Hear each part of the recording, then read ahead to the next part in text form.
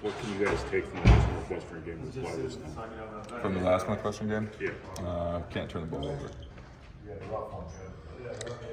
Does that, when you guys turn the ball over against Rutgers, is that a good reminder to just sharpen it? Because it didn't seem like there was pressure, obviously, and Rutgers good on defense, but it seemed a lot of stuff you guys could control. Absolutely. You know, I think certain times, different situations, we preach and practice and drill, but, you know, games bring out different situations and things happen. It's the game of basketball.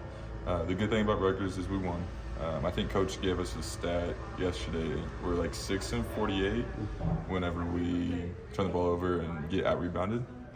But the good thing about that is we did win, and so we can move forward from it, learn from it, and try to take care of the ball better and work better on our rebounding. So, This is the most comfortable you've been in your ball screen offense in terms of getting those shots off the action. You're shooting the ball really well this season, obviously. Yeah, I would say it kind of goes with comfortability, but more so just being ready, being mentally prepared. And then I feel like in the past I kind of try to be selective and find the perfect shot and make every single shot. But over the course of the year, past 2 years, I've just tried to focus on playing the game instead of like how I play the game. Being ready to take shots that maybe a year ago I wouldn't have shot. Just believing in my ability, and then my teammates believe in me more whenever I show more confidence. And so I think when everything comes together and our players are playing well and I'm playing well and I'm aggressive, it helps everybody. Lance being aggressive, Braden being aggressive, it helps everybody.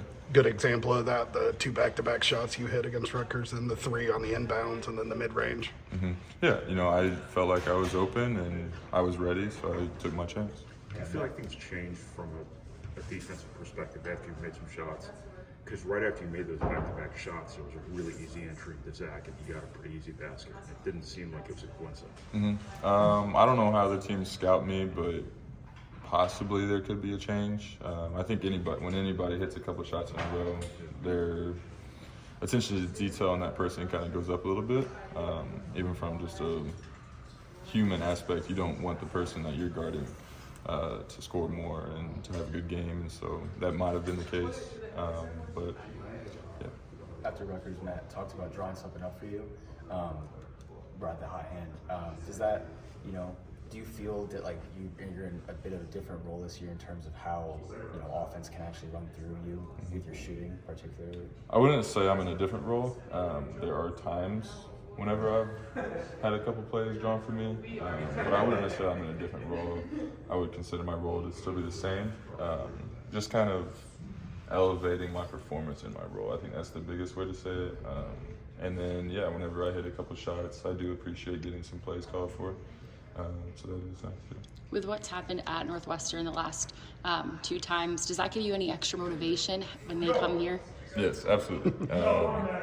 They obviously, like you said, have beat us the past couple games, and that always leaves a bad taste. And so we're just fighting to get it out and play them again and defend home court. I know you mentioned your guys' turnovers, but what about Northwestern makes them so different?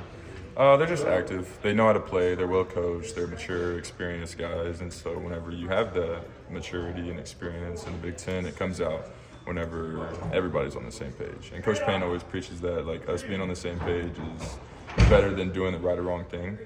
When we're on the same page, we can help each other out and we know what each other is doing. And so I would say the same thing for them.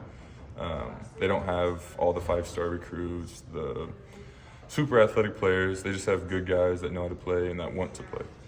Have there been certain opponents, certain games that this team, and specifically the seniors, have sort of taken personally this year? Mm-hmm. Oh, yeah, I definitely say so. The games at the beginning of the year in Maui, we took that personal. Nobody thought we would win. We're playing against Blue Bloods, maybe more prolific programs, but the media thinks that. We don't think that. We think we have the best country. We have the best team, best program in the country, and so, yeah, we definitely play with a little bit more attention to detail, aggressiveness, whatever it is. You definitely get a little bit more hyped up for those games. Rutgers, at IU, yes, there are games that have previous history, past history that kind of elevate the level of the game. But at the same time, we try our best to approach every game the same and prepare and be mentally ready for it. Been part of this program for a long time. Is offensive rebounding just part of its culture now, I guess, for lack of a better term? Yeah, absolutely. Again, back to the possession war. Coach always preaches how if we rebound more and better than the other team, and keep our turnovers to a minimum, we just give ourselves a better chance to play the game. Whenever we give them more chances to score and give ourselves less chances to score, 2 and 2 does equal 4, and majority of the time they'll beat us. But when we have more shots at goal and we're just playing better, getting more attempts, and everybody's feeling better, more than not, we win. So obviously, every game matters, but when you look at Rutgers out-rebounding you, the turnovers that you had there, and you win the game, how valuable is that, especially when you're still kind of at Wisconsin in the Big Ten standings? I don't know how valuable it is. It does show. To win that game. Yeah, absolutely. It definitely shows maturity and experience within our team. We've been through those type of games, and a couple of possessions went the other way.